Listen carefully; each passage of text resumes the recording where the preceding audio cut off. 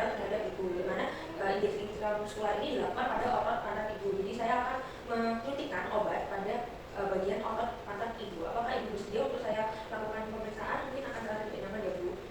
Baik, karena ibu bersedia untuk saya lakukan pemeriksaan, saya akan menyiapkan alat-alatnya terlebih dahulu seperti siring, kemudian juga obatnya dan juga kapas, serta juga alkoholnya ya Bu. Nah, karena alat-alat itu tersedia, saya akan cuci tangan 6 langkah terlebih dahulu. Setelah saya menggunakan sarung tangan saya akan selalu menyiapkan obat untuk dimasukkan ke dalam siring ya Bu, dengan posisi jarum di atas seperti ini supaya tidak ada udara yang masuk.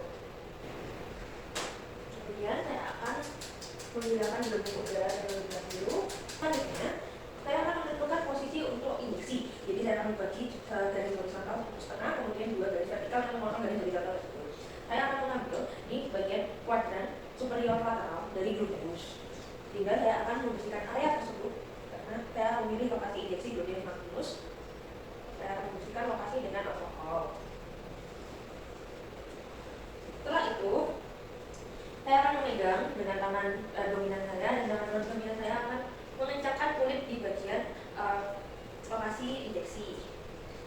Saya akan memasukkan 20 derajat. Kemudian saya akan, setelah menembus otot tersebut, saya akan melakukan sedikit inspirasi untuk memastikan tidak ada darah yang masuk. Jika tidak ada, saya akan lanjutkan untuk menyuntikkan perlahan.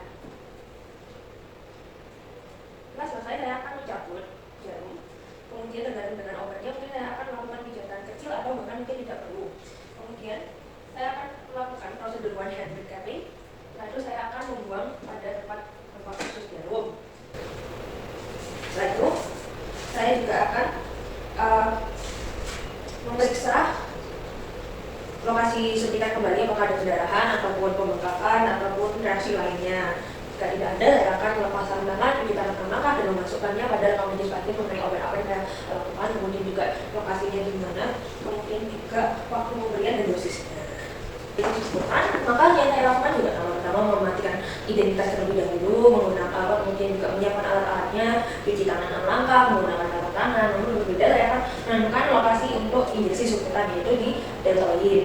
Nah, kemudian tentunya saya akan membersihkan daerah yang saya akan lakukan injeksi tersebut. Kemudian sebelumnya pasien akan saya posisikan dengan nyaman terlebih dahulu. Kemudian saya akan membersihkan lokasi injeksi. Selanjutnya, dengan tangan dominan saya, jika tidak ada jarum yang khusus, nanti akan saya masukkan, saya akan injeksikan sekitar 45 derajat. Dan jika ada jarum khusus, maka 90 derajat dengan tangan dominan saya. Kemudian tangan non dominan saya akan mencubit bagian injeksi, lokasi injeksi, dan kemudian saya akan mulai melakukan injeksi. Saya akan masukkan secara perlahan. Kemudian jika sudah, saya akan menarik jarumnya, dan jika perlu, tergantung obatnya, saya akan lakukan sedikit pijatan, bahkan tidak perlu jika obatnya tidak perlu dipijat. Selanjutnya saya akan melakukan prosedur one hand cutting, dan saya akan membuangnya pada tempat sampah jarum, dan kemudian memastikan bahwa pasien itu tidak mengalami pembengkakan atau pendarahan dan reaksi lainnya pada daerah yang baru saja saya injeksi. Jika sudah, saya akan cuci tangan 6 langkah setelah saya membuka tangan saya. Kemudian saya akan memasukkannya pada rekam medis pasien sama seperti tadi. Pada injeksi intravena, maka saya akan setelah memastikan identitas pasien, kemudian juga menyiapkan alat-alatnya, cuci tangan 6 langkah, kemudian juga menggunakan sarung tangan. Saya akan memasangkan tourniquet pada tangan pasien yang sudah saya posisikan dengan nyaman.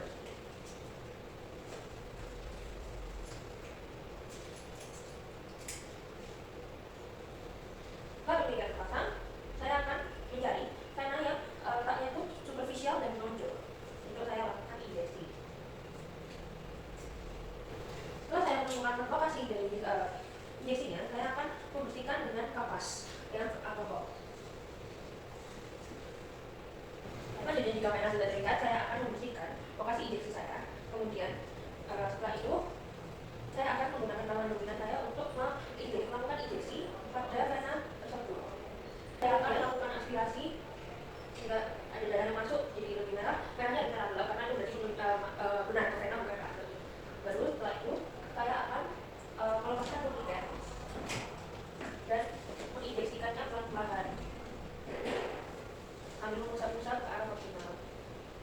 saya tusukkan ke arah kontur juga supaya tidak ada turbulensi atau kristalisasi.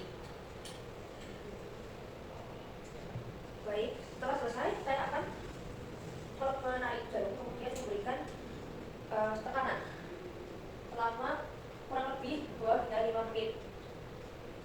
Bisa saya lakukan teknik untuk menutupi luka tersebut juga.